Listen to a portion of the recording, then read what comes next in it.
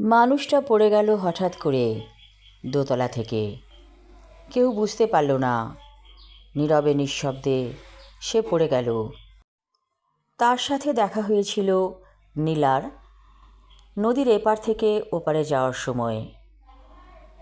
এই শেষ দেখা, আর দেখা হবে না কোনো দিন তার সাথে। এভাবেই সব মানুষ পৃথিবী ছেড়ে চলে যাবে একদিন, যার যেভাবে মৃত্যু লেখা আছে ঠিক সেভাবেই। এই নীলা, বারান্দায় বসে বসে কি ভাবছো? বলে রোকন। আমাকে কিন্তু চা দেওয়া হয়নি। নীলা বলল, চা খাবে? দুধ চা না রং চা? রোকন বলল, রং চাই দাও, আজকাল দুধ চাটা খেতে ভালো লাগে না। নীলা কিচেনে গেল, খুব যত্ন করে চা বানালো। সব শেষে দিল আদার রস। এটা সে চা বানানোর পর দিয়ে থাকে এবং চাটা খেতে হয় চমৎকার। গলায় যদি কোনো খুসখুসে কাশি থাকে সেই কাশিটাও চলে যায়। রোকন বলল, তুমি যে কি ভালো চা বানাও, কি আর বলবো। নীলা বলল, এটা একটা প্র্যাকটিস। অনেক বছর ধরে তোমার সংসার করছি, কত বছর ধরে চা বানাচ্ছি, এ কারণেই চা বানানোটা চমৎকার হয়। রোকন বলল, একদম না। আমি অনেক বাসায় চা খেয়েছি, কিন্তু তোমার মতো চা কেউ বানাতে পারে না। চা খেয়ে মনে রাখার মতো কিছু ঘটে না। নীলা বলল, আমার না আজকে খুব নীলা মার্কেটে যেতে ইচ্ছে করছে, নিয়ে যাবে? রোকন হেসে ফেলল, তুমিই তো একটা মার্কেট, তোমার নামই তো নীলা।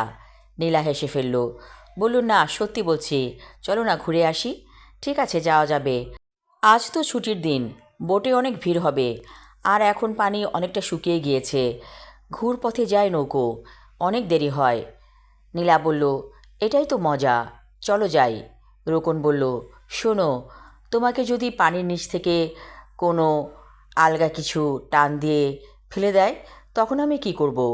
নীলা বলল, তুমি এসব বিশ্বাস করো? রোকন বলল, 100% বিশ্বাস করি। ওই যে নীলা মার্কেট, ওখানে তো একসময় জঙ্গল ছিল, ওরা তো ওখানেই বাস করত, এবং হয়তো ওরা এখনও আছে, কারণ ওদের আবাসস্থল কেড়ে নেওয়া হয়েছে।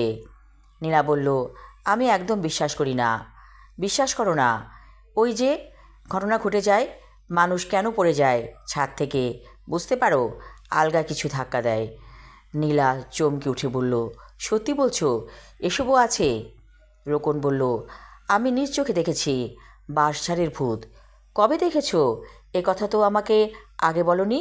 চমকে উঠে বলে নীলা। রোকন বলতে থাকে, আমি তখন সদ্য কলেজে ভর্তি হয়েছি, নতুন যৌবন।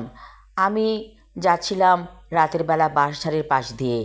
এই এলাকাটা একদম ঘন জঙ্গলে ভরা ছিল, কিছু কিছু বসতি, আর বেশিরভাগই জঙ্গল।